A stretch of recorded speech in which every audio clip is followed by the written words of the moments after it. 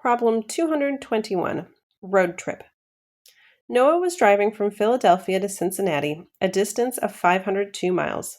He drove 115 miles, stopped for gas, and then drove another 230 miles before lunch. How many more miles did he have to travel?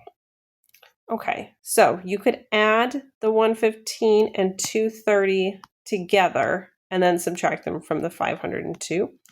Or, for the sake of practicing our subtraction, let's just go ahead and subtract them one at a time. We start all the way to the right in the ones columns. 2 minus 5, we can't really do that, so we come over to the tens column to borrow.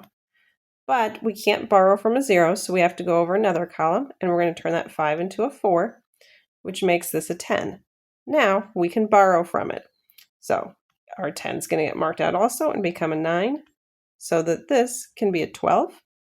12 minus 5 gives us 7. 9 minus 1 gives us 8. And 4 minus 1 gives us 3. So when he stopped for gas, he still had 387 miles to go. And now we can subtract the other 230 miles that he drove before lunch.